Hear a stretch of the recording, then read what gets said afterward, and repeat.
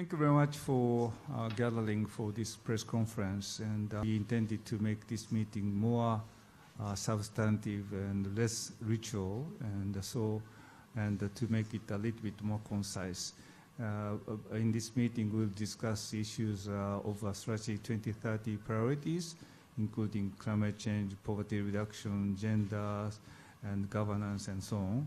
And we can also discuss the private sector involvement, and there are many private sector partners to this meeting. There seems to be a consensus that there will be job opportunities, at least according to your report, from automation and technology, but also that there is a transition for workers with low skills to be made.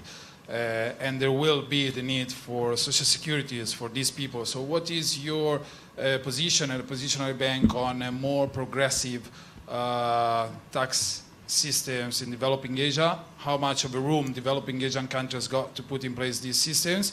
If not even not together like a universal basic income idea or vision. Thank you.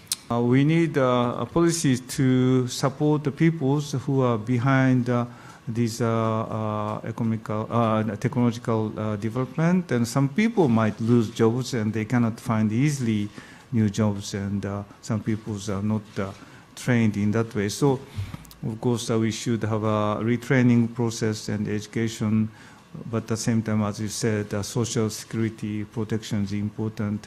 And I would say that in addition to retraining, we need to support people's income, not the basic income process, but to provide minimum protection life of the people. And also we need universal healthcare or healthcare to those people also, and also education of kids of those people is also important. There is a more inequality because of technologies, because of global trade and so on, more competition between countries. And we should address these issues more seriously. As you mentioned, by tax system, we should have a, I would say, more progressive system, including individual income tax and inheritance tax and property tax and so on. We cannot just let market decide everything. We need a proper redistribution system by tax. No question about it. ADB is now preparing its strategy 2030.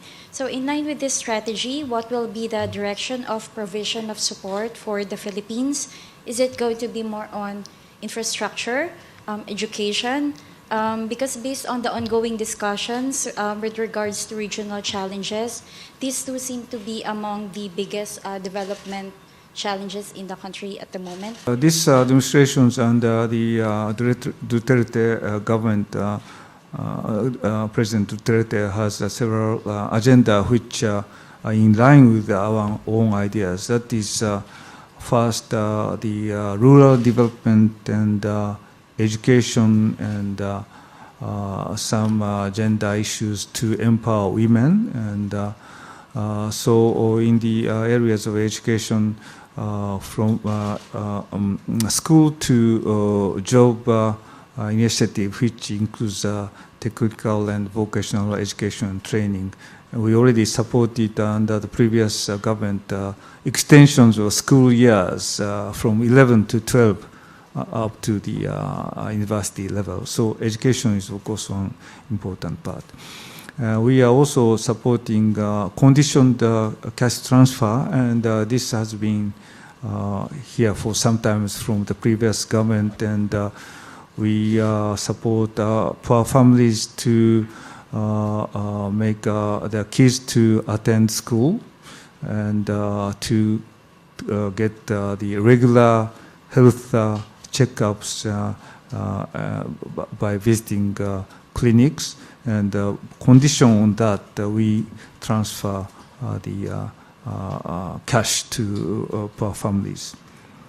And we also want to invest more in Mindanao because for the peace, sustaining peace in Mindanao, we need to develop Mindanao in a broader sense, and we had a very big road project in Mindanao last year, but we are also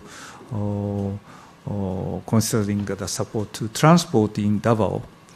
And this comes to the major